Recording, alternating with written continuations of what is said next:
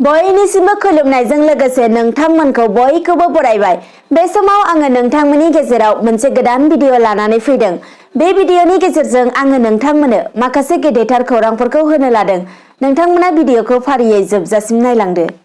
सेथियाव दङ आसामनि गाहाय मन्त्रि सर्बानन्द सनोवाल, गोहोगोरा मन्त्रि डक्टर हिमन्त बिश्व शर्मा, मन्त्रि अतुल बरा, रन्जित कुमार दास, फनि भूषण चौधुरी, इउपिपिएलनि आफादगिरि अदेबानि बिटिसिनि गाहाय मावफुं सोद्रोमा प्रमद बर' बिथांमोना गासैबो अमित शाहनि न'आव नुजाथि हैदों। मिथिनो मोननाय बायदिब्ला 3 मार्च बुधबार खालि मोनाबिलियाव अमित शाहजों लोगोसे विधानसभा बिसायख'थिनि थाखाय मासि रानलायनायनि सावरायनाय जादों होनना मिथिनो मोनदों।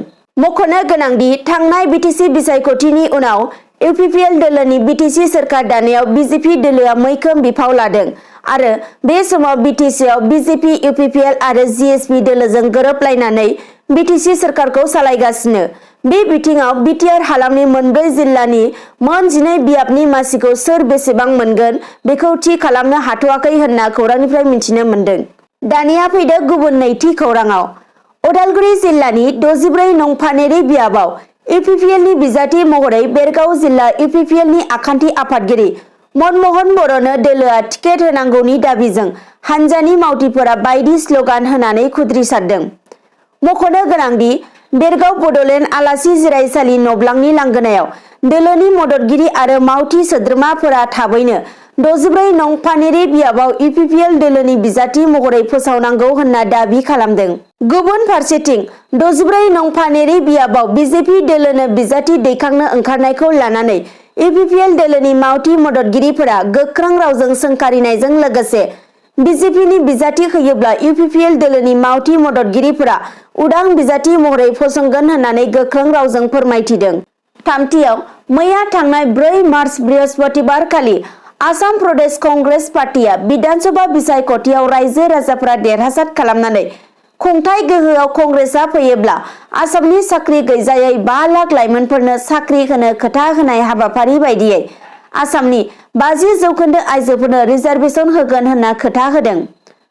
मख'नो गोनांदि आसाम प्रदेश कंग्रेस पार्टीनि आफादगिरि रिजुन बरा बिथाङा थांनाय 2016 मायथाइयाव बिजेपि दोलोआ खुंथाय गोहोआव फैयोब्ला आसामनि 25 लाख लाइमोनफोरनो साख्रि होगोन होनना खोथा होदोंमोन। नाथाय बिजेपि दोलोआ बेखौ मावफुंनो हायाखैमोन होनना बुंनायजों लोगोसे कंग्रेसआ खुंथाय गोहोआव फैयोब्ला बोसोराव 5 लाख लाइमोनफोरनो साख्रि होलांगोन होनना बुंथियो।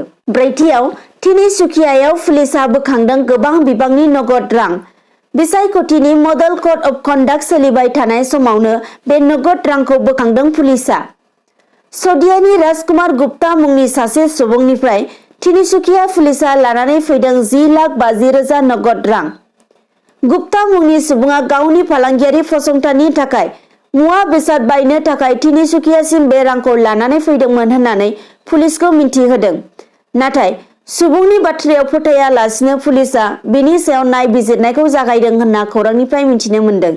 बाथियाव पेट्रल पाम्पफोराव आलायना दोननाय हादरनि गाहाय मन्त्रि नरेन्द्र मदिनि फट' गोनां पस्टार एबा हर्डिंफोरखौ 72 घन्टानि गेजेराव बोखांनो थाखाय बिथोन होदों भारतनि बिसायख'थि आय'गआ। आसामजों लोगोसे मोनबा रायजोनि विधानसभा बिसायख'थिनि खालार फोसावनाय लोगो लोगो मडेल कड अफ कन्डाक्ट जागायनायाव थांनाय बुधबारखालि बे बिथोनखौ होदों बिसायख'थि आय'गआ। मख'जाथावदि भारतनि बिसायख'थि आय'गआ विधानसभा बिसायख'थिनि भट होनायनि खालारखौ फोसावनायनि उनावनो आसामजों लोगोसे गुबुन मोनब्रै रायजोआव मडेल कड अफ कन्डाक्टखौ होदों। आसामनि गासै मोन 122 बियाबाव मोनथाम खोलोबाव विधानसभा बिसायख'थिखौ खुंफुंनाय जागोन। बेनिनो गिबि खोलोबाव मोन 47 बियाबनि थाखाय 27 मार्चआव भट होनाया जागोन। नैथि खोलोबाव मोन 13 जिल्लानि गासै 39 बियाबाव 1 एप्रिल खालि भट होनाया जागोन आरो थामथि खोलोबाव 6 एप्रिल खालि गासै मोन 41 बियाबाव भट होनाया जागोन होनना मिथिनो मोनदों। दथियाव मैया थांनाय 4 मार्च बृहस्पतिबार खालि फुंनि समावनो आखाइ आथिं खानाय हालोदाव रफिकुल मुंनि सासे सुबुंनि गोथै सह'खौ बोखांनो हादों पुलिसआ। दरंनि खारुपेटियायाव आखाइ आथिं खानानै दोननाय हालोदाव बोखांनो हायो सेंग्रानि गोथै सह'खौ। खारुपेटियानि निमतली दरंनि 15 नं राजा लामानि साखाथियावनो बोखांनो हायो गोथै सह'खौ। जाथायखौ फोरमायनाय बायदिब्ला खारुपेटिया पुलिसआ गोथै सहखौ बोखांनानै थानासिम लाङो। मानि जाउनाव रफिकुलआ थैनांनो गोनां जादों बिनि जाहोनखौ दासिमबो खौरांनिफ्राय मिन्थिथ'नो मोननाय जायाखै। स्निथियाव श्री रामनि जोनोम जायगायाव राम मन्दिर लुफुंजानो गोनां हाबाफारिया सोलिबाय थानाय समावनो ट्रास्टआ आरोबाव राम मन्दिरनि मुङाव हा बायदेरबावदों। 70 कौटि रांजों राम मन्दिर लुफुंजानो गोनांमोन, नाथाय दा 107 कौटि रांजों लुफुंजासिगोन होनना मिन्थिनो मोन्दों। 9थियाव जोंनि बर'नि आगोमा फिसा जोलुर बादायगिरि हलिचरन नार्जारिया थारैनो बर' माहारिनि थाखाय गोजोनथाव रादाब लाबोदों।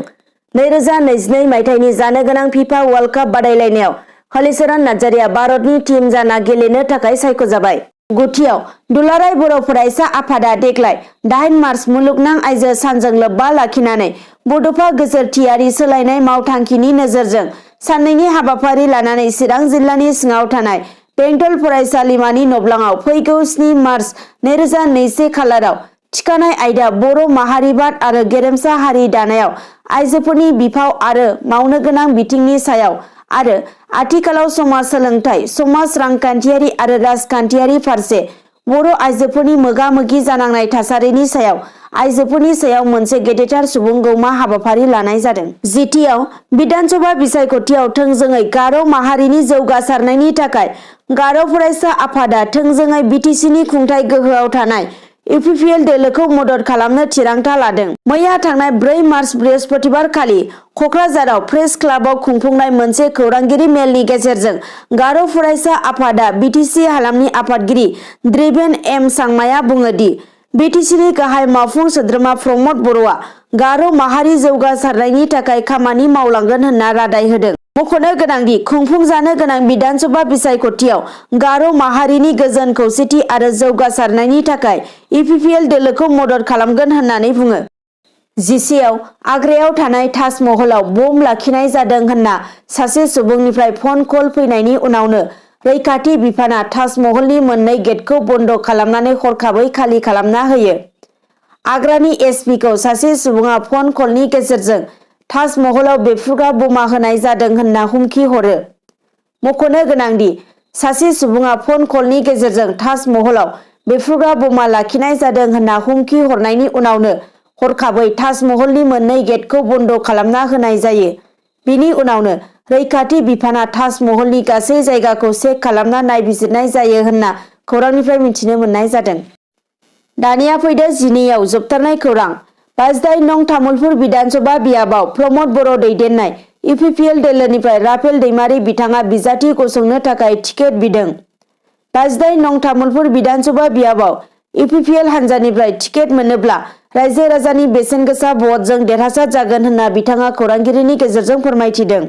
बिथांजों लोगोसे 22 नं दारांगा जुलि ब्लक इउपिपिएलनि गाहाय नेहाथारि प्रबिन बर' बिथाङाबो बे बारनि जानो गोनां 2021 मायथाइनि आसाम बिधानसभा बिसायख'थिनि 52 नं तामुलपुर बिधानसभा बियाबाव राफेल दैमारिनो इउपिपिएल दोलोनिफ्राय टिकेटखौ होनाय जाथों होनना मिरु इउपिपिएल दोलोनिसिम खौरांगिरिनि गेजेरजों फोरमायहरदों।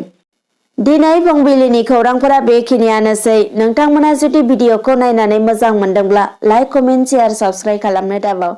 एसेनोसै, गोजोन्थों।